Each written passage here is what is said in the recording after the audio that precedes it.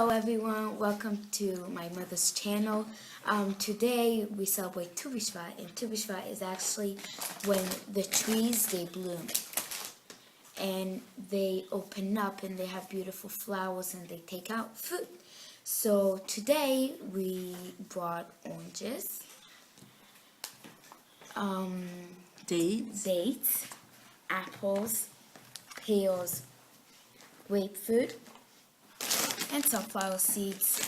So we say a prayer for each. We say a prayer for one of them because all of them they're from the tree. So we only need to say one prayer, and it's a big. It's a big thing. It used to be a big thing, but because we cut.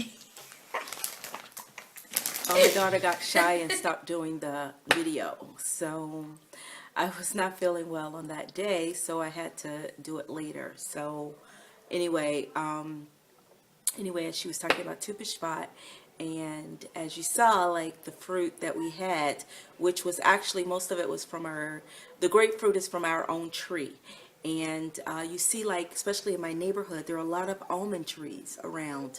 And since I wasn't feeling well and my daughter wasn't feeling well, we didn't go out at all, which I would have probably did. It would have been great to do a video showing you the trees blooming, which this time of year you get to see like the trees blooming and you see the white flowers that grow on the tree for almonds. And I think we have an olive tree in the back, but that almond tree, the olive tree has not produced any olives yet. It takes a while.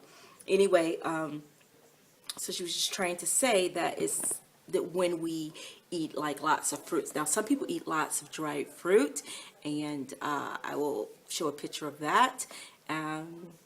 So people eat dried fruit a lot because it's usually like from the previous year that people eat some of the dried fruit.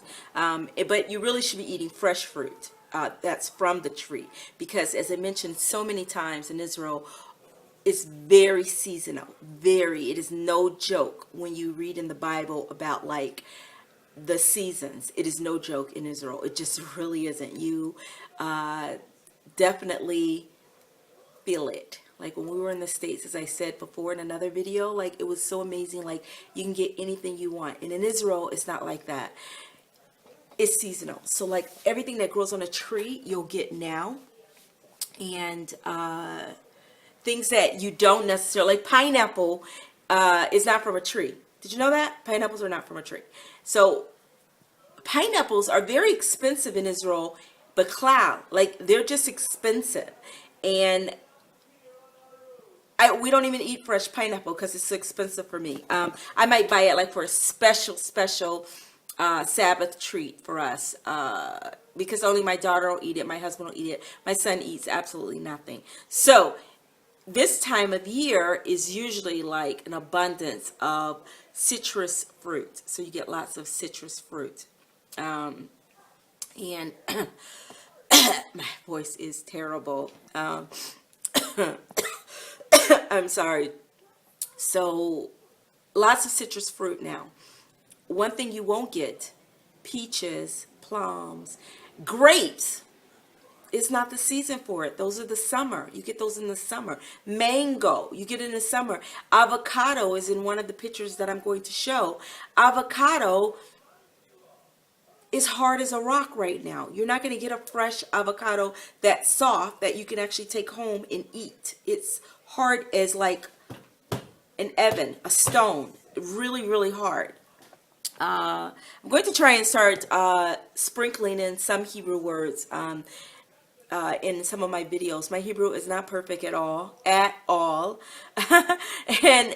my daughter is funny because I'll speak to her friends in Hebrew and then they'll just look at me like, and then they'll look to her for her to say exactly what I just said. So it's really funny. So anyway, yeah, it gets really big. We drink wine and a lot of big things. Like you can see, it's like a whole big nice little order of meals on the table of the dried fruits, the things that, anything that comes from a tree is in season right now. so all of those things are on the table. Dried, fresh, all of it's on the table. Wine is on the table because wine is from grapes, but again, grapes are not necessarily in season, but wine is from grapes, so we have wine. Ours, as you saw, was very just threw some fruit together, and but because it's so important, you do whatever you can do. I mean, like we were just sick, and like I'm the one that runs the errands, and I go and I get everything that we need. I could not do it. I just could not. My daughter, actually, she wasn't as sick as I was. She went to the store and got those things that we had. So I'm very happy that she did. Their kids are very independent in Israel, and they do a lot of stuff. So yeah, so it always falls like right around now at the end of January, the 1st of February. And it, again, it's called Tu B'Shvat. And if you want to look it up online, you can to learn more about the holiday.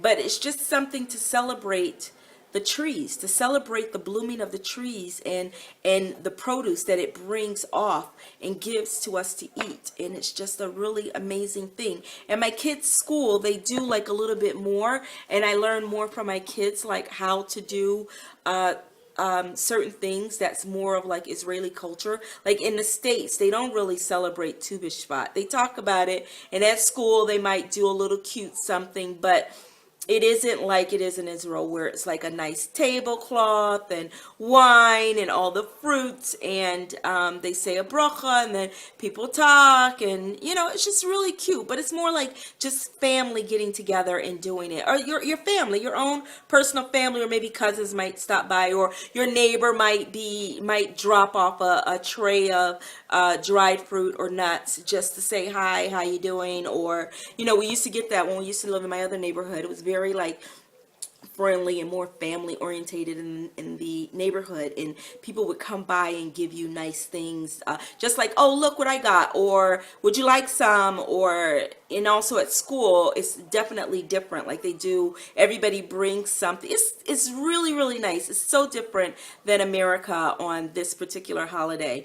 And it's not a holiday of like we would say like Rosh Hashanah or something. It's just something that to recognize that you are eating those fruits is really a big celebration, because the trees bloomed. They bloomed and they produced food for us to eat. So it's like really great. And that is what she wanted to say, but she got shy about it. And that's it on that. And actually, these types of things is what you will find in people's home when they serve you. Actually, I didn't see any olives in any of the pictures that I uploaded. People serve this. Exactly what you see for Tu B'Shvat. This is what people serve when you come to their home, and you're just dropping by and they want to give you something to eat, their snack or whatever. You know how you put out like little things for your guests to eat or whatever. These are the type of things that they'll put out for you to eat. And also after a meal, this is what they'll put out for you to eat. I don't know, it's like their dessert. It's nice. So there you go. It's a beautiful day today. I think I'm gonna go back under the steamer and see if I can take care of this throat. It just feels so ugh. So anyway, so after this video, I did talk about what you will find that most Israelis have in their home and what they eat and what to expect if you go visiting. After that video uploads, after that, I think I'm going to talk. If you have another suggestion of something for me to talk about, I would love to hear it. Except about cost of living. I can keep talking about things like that as it comes up, because it does come up in my daily life, and I want to share that with you. But one of the things that I was thinking about when I go out, because it's so weird when you go out and you're like recording, you don't really know like what's appropriate to record and how people feel about it. And the shook, you can just like probably Google it and you'll see so much about the shook. So I don't necessarily want to do that, but I think I will show like my shopping that I've done and things like that, which is interesting. And that's it. And thanks for watching. Again, thanks for bearing with me, and continue to remember to hit the like button. And if it's your first time watching my channel, to subscribe to it. I would really appreciate that. And I will end off by saying shalom and zeo, which is that's it. Have a great day.